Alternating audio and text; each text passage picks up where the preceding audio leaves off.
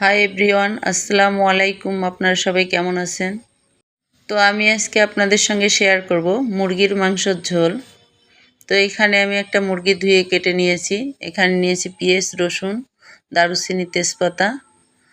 তো এখন আমি এখানে আলু কেটে নিয়েছি কয়েক টুকরো। কড়াই নিয়েছি, কড়াইয়ের মধ্যে দিয়ে দিচ্ছি তেল। এখন দিয়ে দিলাম জিরা। জিরাটা আমি ফোড়ন দেই, তাতে সেন্ট ভালো আসে।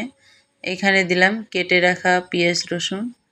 এখন দিয়ে এগুলো লাল লাল করে ভেজে নিতে হবে। লাল লাল করে, আমার রসুনটা অনেক পছন্দ লাগে, এই জন্য আমি সব মাংসের তরকারিতে আমি রসুনটা দিই। তো আমার ভেজে নেওয়া হয়ে গেছে। এখন দিয়ে দিলাম ধুয়ে রাখা মুরগি।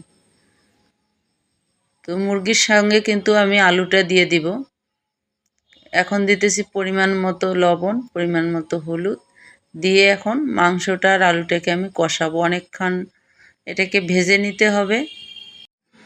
তো আলু আর মাংসটা একখানে দেওয়ার কারণ হলো মাংসকে ধুয়ে মাঝে মাঝে বেশি পানি দিলে কিন্তু মাংসটা সিদ্ধ হয়ে যাবে। এই জন্য আমি আলু আর মাংসটাকে একসঙ্গে ভেজে নিব অনেকক্ষণ ধরে।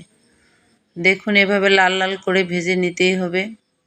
তারপর এখানে দিয়ে দেবো আমি বেটে রাখা মশলা, যেটার মধ্যে আছে শুকনো মরিচ, আদা, রসুন, আর আছে সাথে ছোটো এলাচ। ছোটো এলাচটা আমি বেটে দেই, কারণ বেটে দিলে হয় কি সেন্ট আসে সুন্দর।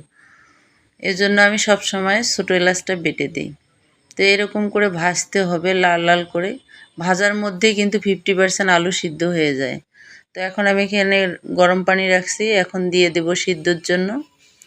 এই গরম পানি দিয়ে দিলাম, দিয়ে এখন সিদ্ধর জন্য একটু ঢেকে রাখবো। তো দেখুন, এখন ঢাকনা দিয়ে দিলাম। এই যে দেখুন, আমার মাংসটা কিন্তু হয়ে আসছে, কারণ আমি আর অন্য ঝোলের পানি দিব না এটার মধ্যে। এটার মধ্যে দিলাম মুরগির মশলা, একটু দিয়ে দিলাম। এই যে আমার রান্নার শেষের দিকে প্রায়, যে পানি দিয়েছি ওই পানিটা নেমে আসলে রান্না শেষ। আমার আলুও সিদ্ধ হয়ে গেছে।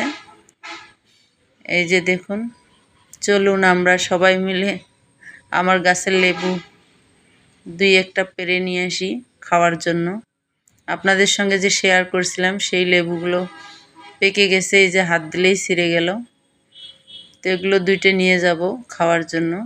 তো আমার চ্যানেলটি বা ভিডিওটি ভালো লাগলে সবাই লাইক করবেন, কমেন্ট করবেন, শেয়ার করবেন, পাশে থাকবেন। সবাইকে আসসালামু আলাইকুম, আল্লাহ হাফেজ।